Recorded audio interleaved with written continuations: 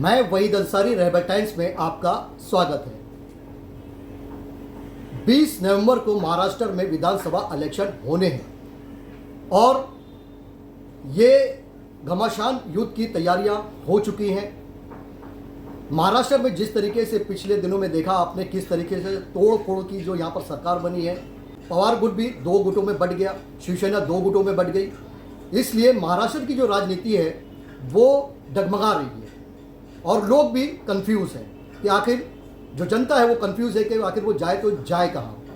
ऐसे में जो इलेक्शन होने थे वो डेट्स की हमेशा से आगे बढ़ाई जा रही थी, आगे की तरफ की जा रही थी, लेकिन जिस तरीके से बीजेपी ने हरियाणा में जीत हासिल की उसके बाद इन्हें लगा कि इनकी कमर मजबूत हो चुकी है और महाराष्ट्र में भी अगर वो इलेक्शन अभी आनंद फानन में कराएंगे तो इसका जो फायदा है वो बीजेपी को पहुंचेगा। इसीलिए आनंद फानन में यहाँ पर महाराष्ट्र में भी इलेक्शन जो है विधानसभा किए जा रहे हैं और इस आनंद फानन की लड़ाई में जो 2 गुट हैं, चाहे वो शिवसेना शिंदे गुट हो या उद्धव ठाकरे गुट हो या फिर अजितदादा पवार गुट हो या शरद पवार गुट हो, महाराष्ट्र में ये दोनों गुटों की लड़ाई आमने सामने की लड़ाई, टक्कर की लड़ाई देखी जा रही है। वहीं अगर हम मुमरा की बात करें तो मुमरा में भी 15 सालों से यहाँ के सिटिंग एमएलए जो जितेंद्र आव्हाड हैं और उन्हीं के सामने जो उन्हीं के साथ में रहने वाले, साथ में कभी कंधे से कंधा मिलाने वाले नजीब मुल्ला साहब उनके सामने आ खड़े हुए हैं और ये दोनों में कांटे की टक्कर है। और जिस तरीके से मुमरा वासियों ने देखा कि दोनों में यानी कि सिर्फ राजनीति तनाव नहीं बल्कि आमने सामने की लड़ाई भी हो चुकी है, हाथापाई तक के नौबत आ चुकी थी, ये भी मुमरा के लोगों ने देखा। और ऐसे में जो मुमरा के जो लोग हैं, जो जनता है, वो कहीं ना कहीं डिस्टर्ब है, जाए तो जाए कहाँ। एक तरफ 15 साल के सिटिंग एमएलए जितेंद्र आव्हाड है और दूसरी तरफ नजीब मुल्ला। तो इन्हीं सब बातों को लेकर, इन्हीं मुद्दों को लेकर आज मौजूद है हसन मुल्लानी साहब के साथ, जो प्रोफेसर भी हैं, एडवोकेट भी हैं और सियासी और समाजी दोनों ही सूझबूझ रखते हैं। और सियासत में अगर कहा जाए तो ये भली भांति समझते हैं कि सियासत क्या चीज़ है और ख़ास तौर से मुमरा की सियासत पे इनकी कड़ी नज़र है। इसीलिए हम हसन मुल्लानी के साथ हैं। हसन मुल्लानी साहब, आपका बहुत बहुत स्वागत है रहबर टाइम्स में। वहीद भाई, आपका और रहबर टाइम्स का बहुत बहुत शुक्रिया। और बिल्कुल सही कहा आपने कि हरियाणा के बाद जो कॉन्फिडेंस बीजेपी को आया है, उसके बाद इलेक्शन कमीशन ऑफ इंडिया जो थोड़ा सा किसी भी सत्ता पक्ष के फेवर में रहता है, उन्होंने अनाउंस कर दिए इलेक्शंस। मैं आपको बता दूं और रहबर टाइम्स के माध्यम से मैं मुमरा की आवाम को ये सतर्क करना चाहूँगा कि महाराष्ट्र में अब जो चुनाव हो रहे हैं ये सिर्फ और सिर्फ नंबर का खेल है। कौन सी पार्टी के पास कितने एमएलए बनकर आते हैं, क्योंकि देखने से लगता है कि अब कोई विचारधारा, कोई सोच अब पार्टियों में और इन सियासतदानों में रही नहीं। इलेक्शन के बाद कोई भी पॉलिटिकल पार्टी, कोई भी नेता यहाँ वहाँ डगमगाने के लिए, यहाँ वहाँ बिकने के लिए, सिर्फ और सिर्फ सियासत और सत्ता को हासिल करने के लिए कहीं भी जा सकता है। मैं आपको 2 से 3 मिसालें देने की कोशिश करूंगा। सबसे पहले मिसाल है, आप अगर नारायण राणे को देखें तो वो भारतीय जनता पार्टी के हैं, उनको एमपी बनाया गया है, वो मंत्री भी रह चुके हैं। उनका ही बेटा आज नीलेश राणे ने प्रवेश किया है शिवसेना एकनाथ शिंदे गुट में और वो शिवसेना के धनुष्य बाण के चिन्ह पे इलेक्शन लड़ने वाले। उसी तरह से आप जानते हो छगन भुजबल को, जो आज अजितदादा पक्ष में है, उनके ही घर से समीर भुजबल जो है उन्होंने विद्रोह कर रखा है। उसी तरह से अगर हम हमारे ठाणे जिले की बात करें वाहिद भाई, तो बाप गणेश नाइक जो भारतीय जनता पार्टी में है वो चुनाव लड़ने जा रहे हैं और उन्हीं का बेटा, उन्होंने तुतारी हाथ में ले ली। तो ये तुतारी, शिवसेना, धनुष्यबाण, कमल, तो आप ये सीधा सीधा कहना चाहते हैं कि ये हर कोई जो बड़े लीडर है वो सत्ता में रहने के लिए कुछ भी कर सकते हैं और कहीं ना कहीं ये जनता का इस्तेमाल कर रहे हैं। बिल्कुल, आपको नहीं लगता ऐसा? बिल्कुल, हमें भी यही लग रहा है। यही साफ नजर आ रहा है कि क्या धनुष्यबाण, क्या कमल का फूल, क्या तुतारी, क्या घड़ी, सारे के सारे एक लाइन में आप देख लीजिए, या कोई 5वीं निशानी ले लीजिए, कोई 6ठी निशानी ले लीजिए।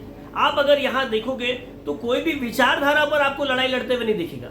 और लेकिन मैं आपकी बात काट के कहना चाहूंगा, कोई भी इलेक्शन बगैर विचारधारा के ये नेता नहीं लड़ सकते। हिंदू मुस्लिम ये किए बगैर कोई सत्ता में आ नहीं सकता।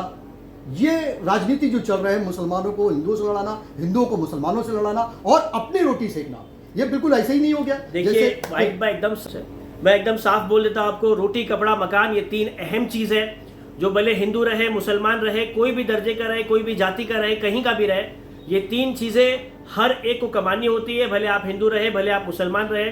ना कोई नेता आपको 5 साल रोटी ला कर देता है, ना कोई नेता आपके घर वालों को कपड़े पहनाता है, ना मकान आपको देता है। यह आपको आपकी मेहनत से ही लाना होता है। और ये हिंदू, मुसलमान, सिख, ईसाई जो भी है, अमीर गरीब, सब बखूबी जानते हैं। हिंदू मुसलमान की राजनीति को 2024 में ही हमारे देश ने नकार दिया था।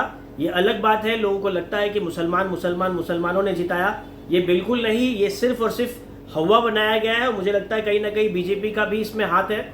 आप देख लीजिए, मिसाल के तौर पर उत्तर प्रदेश में 35 MP जो चुनकर आए समाजवादी पार्टी के, ये 35 के 35 मुसलमान नहीं है, बल्कि इस बार अखिलेश यादव ने कम मुसलमानों को टिकट दी थी और सबके सब जीत कर आए।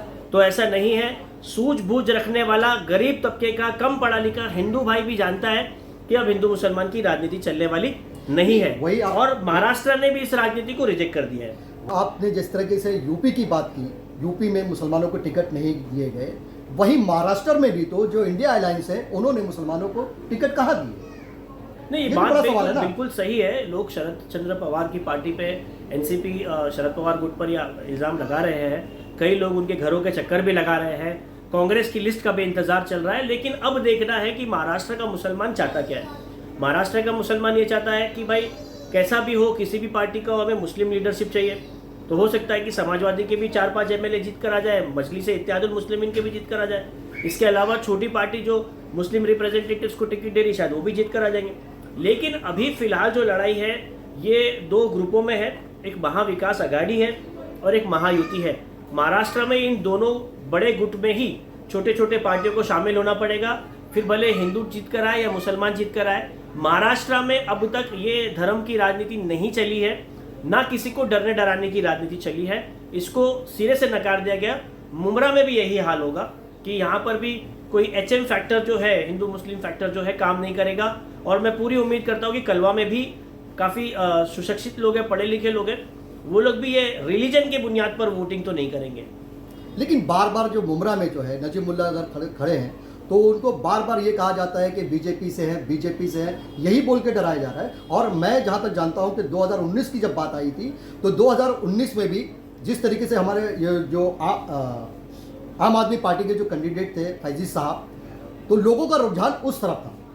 लेकिन कहीं ना कहीं लोगों को ये डराया गया कि बीजेपी आ जाएगी, इनको फ़ायदा पहुँचेगा तो बीजेपी वहाँ पर आ जाएगी। इसलिए मुसलमानों ने फिर से एक बार अवार साहब को ही वोट देकर उन्हें कामयाब किया गया। लेकिन 2019 में भी आपने देखा कि जिस तरीके से गठबंधन की सरकार बननी थी तो बीजेपी चाह रही थी कि शिवसेना उनके साथ शामिल हो जाए। तो शिवसेना का ये कहना था कि मुख्यमंत्री अगर आप हमारी पार्टी से देंगे तो हम आपके साथ शामिल हो जाएंगे, जबकि बीजेपी का ऐसा ख्याल नहीं था। वहीं शरद पवार ने यह कहा था कि 2019 में कि आप हमें सत्ता में शामिल कर लें, आप मुख्यमंत्री बीजेपी का ही रहेगा तो भी हमें चलेगा। लेकिन बीजेपी ने साफ मना कर दिया। बीजेपी ने कहा सरकार बनाएंगे तो हम शिवसेना के साथ ही बनाएंगे, और सरकार बनी भी। और बीजेपी अपना शिवसेना की सरकार बनी भी और 2.5 साल के जो उनका तय हुआ। लेकिन उस वक्त जब मुसलमानों को ये डराया गया था कि अगर कोई दूसरा आता है तो इसका बीजेपी को फायदा पहुंचेगा, लेकिन मुसलमानों के वोट लेकर शरद पवार जी तो खुद चले गए थे, वहां पर बीजेपी के दरवाजे पर बैठे थे कि हमें शामिल कर लो। उस वक्त कहाँ थे? मैं आपको बता दूं कि शरद पवार जी को महाराष्ट्र का चाणक्य कहा जाता है, बहुत सीनियर पॉलिटिशियन है। 2019 में 2 राज्य स्तरीय पार्टी थी, एक शिवसेना थी, तब एक थे उद्धव ठाकरे की लीडरशिप में, और दूसरी शरद चंद्र पवार जी की थी। तो ये दोनों थी। और 2019 में बीजेपी का सरकार बनना तय था, क्योंकि उनके पास तकरीबन 105 के आसपास MLA उस टाइम पर भी थे, और इस टाइम पे भी शायद 105 ही है। खैर, तो उस टाइम पर क्योंकि शिवसेना को कमज़ोर करना था, अगर शिवसेना ब्लैकमेल कर बार्गेन कर अपना CM बना लेती तो जाहिर बात है बहुत सारे NCP के जो MLA हैं, छोटे छोटे जो जिला परिषद और ये सब के होते हैं, वो लोग शिफ्ट कर लेते थे शिवसेना की तरफ। ये एक खतरा हर एक राज्य स्तरीय पार्टी, स्टेट लेवल पार्टी को होता है। उसलिए हो सकता है कि सियासी दावपेच, बात वही मैं कहना चाह रहा हूं कि फायदा तो उनको पहुंचेगा तो वो बीजेपी के साथ हाथ मिला सकते हैं। मैं आपको वही बता रहा हूं कि आप खुद देख लीजिए कि बेटा तुतारी में है, बाप बीजेपी में है। आप देख लीजिए, बेटा धनुष्यबाण में है और बाप बीजेपी में है। और समीर भुजबल का भी यही हाल है, पता नहीं अब कहाँ जाकर उनका ऊँट बैठता है। तो ये सियासी जो है, मैं आपको वही बोल रहा हूँ कि हमारे मुमरा और कलवा और कहीं के भी जितने भी लोग हैं इनको ये समझना चाहिए कि ये महज सिंबल है इलेक्शन का। सिंबल के बाद ये लोग अपनी राजनीति कर कर तोड़ मरोड़ कर कहीं ना कहीं आ जाएंगे। और रही बात बीजेपी आ जाएगी इसका डर, बीजेपी आ जाएगी इसका डर, तो मैं बता दूं बीजेपी पिछले 10 साल से हिंदुस्तान में है। 2014 में आई थी, 2024 हो गया, अब 5 साल और मोदी जी को मिले, 2029, 15 साल अभी बीजेपी की हुकूमत रहने वाली है। अब 2.5 साल एकनाथ शिंदे और बीजेपी की हुकूमत रही। इसके पहले भी हमने बीजेपी की हुकूमत देखी है, 2014 से 2019 तक महाराष्ट्र में। होगा वही जो अल्लाह चाहेगा। एकदम साफ बात है, मुसलमान सिर्फ और सिर्फ अल्लाह से डरता है। ये बीजेपी और उसके अलावा कोई भी ऐसी कट्टर पार्टी वगैरह, इससे किसी का डर नहीं है। और सिर्फ मुसलमान नहीं, कोई किसी से नहीं डरता भाई, कोई किसी से नहीं डरता। तो बीजेपी का डर वाला जो फैक्टर है, कम से कम मुझे नहीं लगता कि मुमरा में इस इलेक्शन में चलेगा। और इस इलेक्शन में जितना लोगों को ये बोला जाएगा कि बीजेपी आ जाएगी, बीजेपी आ जाएगी, तो लोग उतना ये बोलेंगे कि भाई तू बीजेपी का डर मत दे। क्योंकि हम बीजेपी के डर से 2019 में वोट देकर दे चुके हैं, 2014 में वोट देकर देख चुके हैं, 2024 में वोट देकर देख चुके हैं।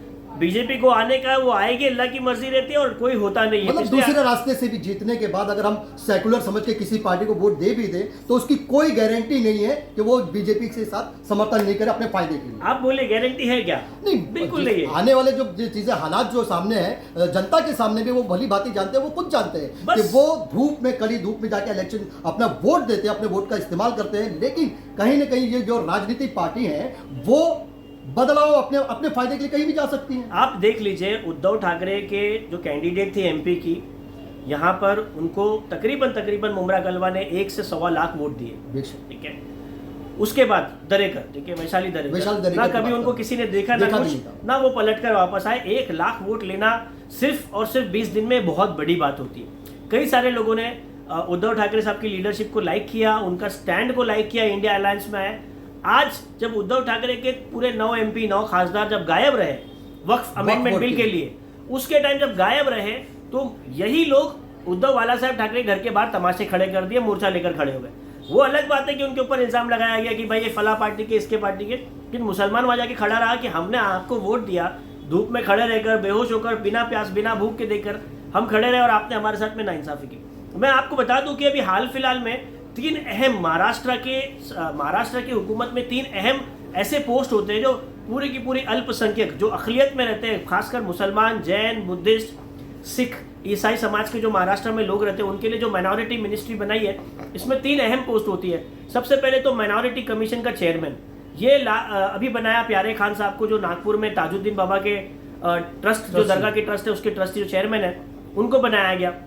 इसके अलावा समीर काजी भाई जो है, बीड़ से ताल्लुक़ रखते हैं, ये वक्फ के चेयरमैन बने। उसी तरह से हमारे मुश्ताक अंतुले साहब, हमारे फॉर्मर चीफ मिनिस्टर जो AR अंतुले साहब थे कोकन के, उनके रिश्तेदार हैं, उनको मौलाना आज़ाद माइनॉरिटी फाइनेंशियल डेवलपमेंट कॉर्पोरेशन का चेयरमैन बनाया गया। अब ये सारी चीज़ें तो शिवसेना बीजेपी की हुकूमत में हो रही है।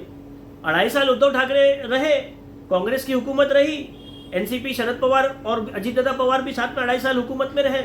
इन्होंने कभी इन कमीशंस के चेयरमैन नहीं बनाए, इन्होंने कभी इस मंडल को जिंदा नहीं रखा। हालांकि माइनॉरिटी का बजट बढ़ाया गया एकनाथ शिंदे के द्वारा। अगर आप टेक्निकली बात करने आ जाओ तो कई सारी ऐसी चीजें जो बीजेपी एकनाथ शिंदे के टाइम पे होती है, लेकिन मैं यही समझाने की कोशिश कर रहा हूं कि आवाम जो है, पब्लिक जो है, ये इमोशंस पे वोट करने की कोशिश करती है। अगर इमोशंस की जगह पर मुद्दों पर वोट हो, मुमरा के मुद्दों पर वोट हो कि आने वाले 5 साल का खाका बताओ। अगर जितेंद्र अवार्ड MLA जो है, उनके कार्यकर्ता आपके घर पर आते हैं तो आप बोलिए कि आने वाले 5 साल का खाका बताइए, पिछले 15 साल का रिपोर्ट दीजिए। अगर नजीबुल्ला के कुछ लोग आते हैं आपके घर के पास तो आप उनसे पूछिए कि आने वाले 5 साल में क्या काम करेंगे, इसका बताइए हमको। आप हमको लिखित में बताइए क्या करने वाले हैं। और ये कोई हवाई चीज़ें ना हो, जो चीज़ें नजीबुल्ला भाई अचीव कर सकते हैं, जो चीज़ें जितेंद्र अवार्ड भाई अचीव कर सकते हैं, जो चीज़ें राजन किने या सैफ पठान या फरहद, जो भी जितने भी कैंडिडेट्स, मनसे के कैंडिडेट अनाउंस हुए, जो लोग प्रत्याशी है, ये क्या करने वाले हैं आने वाले 5 साल में, इसका रोड मैप तो दे। ये बोलेंगे बीजेपी आ जाएगी, वो बोलेंगे भाई बीजेपी ने, वो बोले उलमा इकराम जो बोलेंगे वो से तो सभी भटके हुए हैं और सिर्फ वही बड़े अफसोस की बात है, बड़े अफसोस की बात है। थोड़ी देर पहले मैंने बताया आपको कि रोटी, कपड़ा और मकान, ये 3 अहम चीज है जो कोई नहीं खिलाता। इसके बाद अगर चौथी अहम कोई चीज होती है वाहिद भाई, तो वो होती है तालीम, वो होती है पढ़ाई, उसके बाद होती है सेहत, ठीक है, वो होती है दवाई।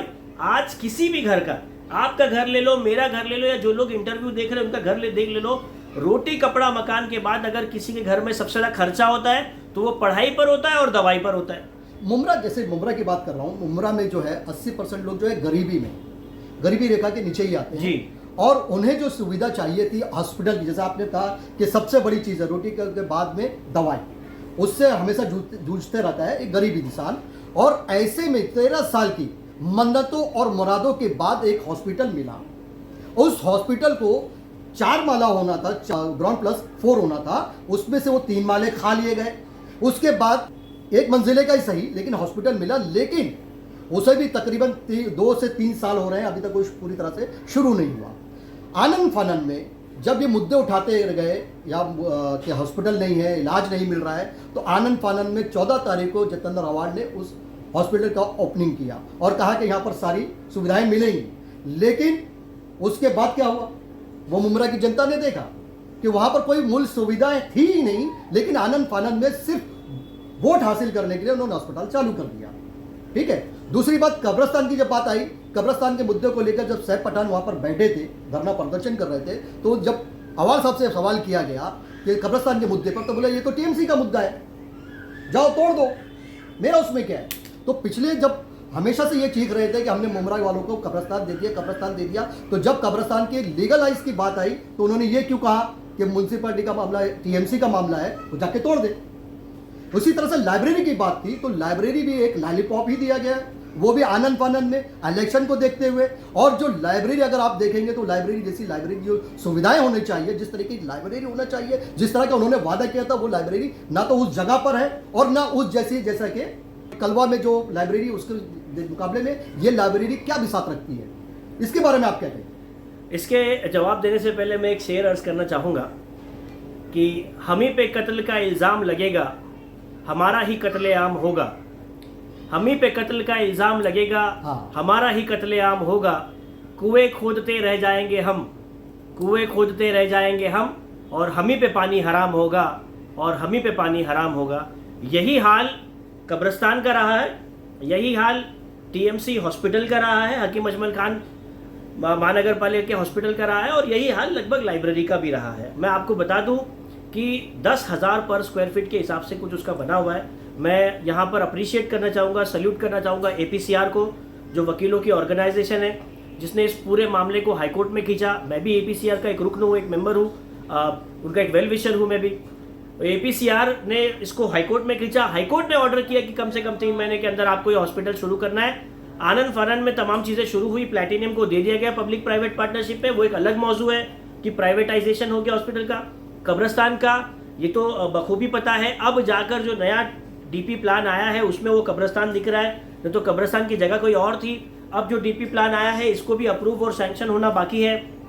इसकी मट्टी को लेकर, इसकी ज़मीन को लेकर कई सारी बातें हुई है, तो फिर से घूम घूम कर बात करना अच्छा नहीं है। अब लाइब्रेरी का जो नया आया हुआ है, बिल्कुल सही बात है, लाइब्रेरी का रिजर्वेशन पीछे है। आपने म्यूनसिपल कॉरपोरेशन की जो हुदूद है, जो बाउंड्री है, उसी के अंदर बनाया है पीछे की तरफ, जबकि उसकी दीवार के बाहर लाइब्रेरी का रिजर्वेशन है।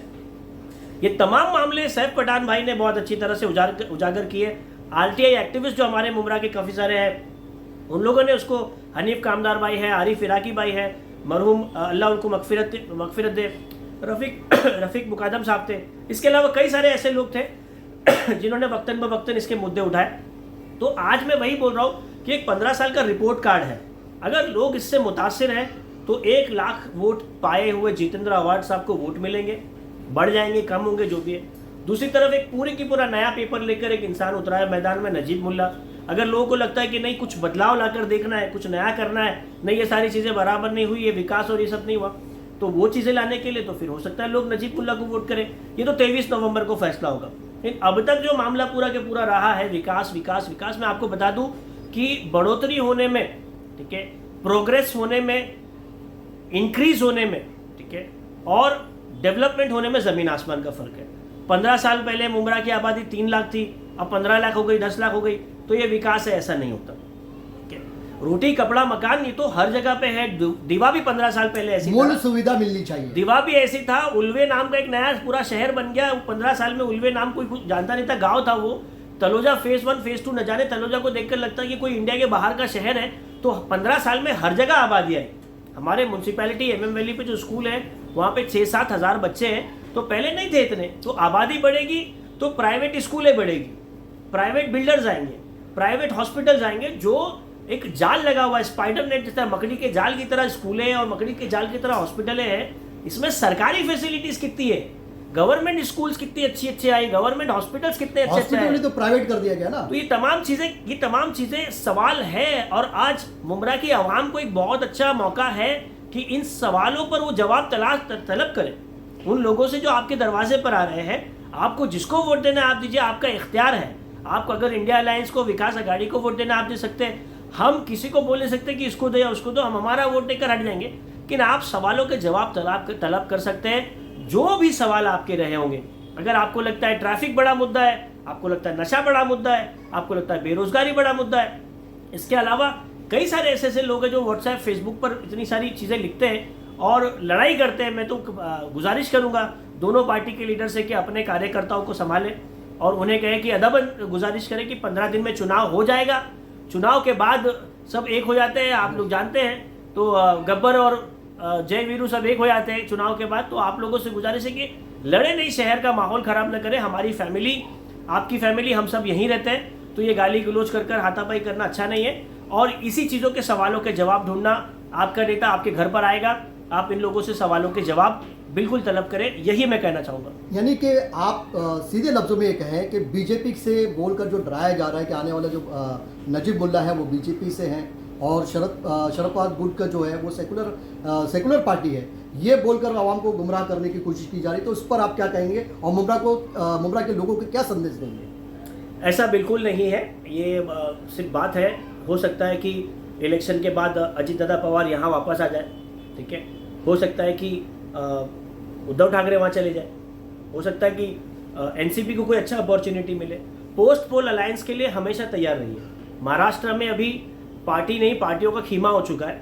पहले 1-2 पार्टी हुआ करती थी, 3-4 होती है, अभी दर्जनों में पार्टी आ गई है, ठीक है। एक थर्ड फ्रंट आ गया है जिसमें प्रकाश अंबेडकर साहब है, फिर संभाजी राजे है कोल्हापुर के हमारे, जिन्होंने विशालगढ़ में, गजापुर में धमाल किया था हाल फिलहाल में। उन्हीं को देखते हुए बच्चू कडू साहब है, तो एक थर्ड फ्रंट उनका बना हुआ है। एमआईएम ने 20-25 सीट लड़ाने की बात की है। समाजवादी पार्टी ये एक बहुत अच्छा मुद्दा है कि आज मुमरा में जो है एमआईएम की तरफ से भी एक कैंडिडेट खड़ा होंगे और एसडीपीआई उनकी तरफ से भी एक कैंडिडेट खड़े हैं, तो कहीं मुमरा के वोट बट ना जाए, जनता क्या करेगी? देखिए, एसडीपीआई और एमआईएम ने अपने आप को जिंदा रखने के लिए पार्टी के केडर ने बड़ी मेहनत की है, उनका पूरा के पूरा हक है। अगर उनको कुछ हिस्से में मिलता है तो एमएलए अगर नहीं भी बने तो उनके कॉर्पोरेशन में फायदा जरूर होगा। लेकिन अभी तो एमएलए के लिए अगर उन्होंने कैंडिडेट खड़ा है तो उससे नुकसान तो होगा नहीं। अब वो तो उनको समझ में आना चाहिए, और अगर उनके हिसाब से एमएलए लड़ना चाहिए, उनका इख्तियार है। हम किसी पार्टी को रोक नहीं सकते कि आप मत लड़िए, वो जीत जाएगा।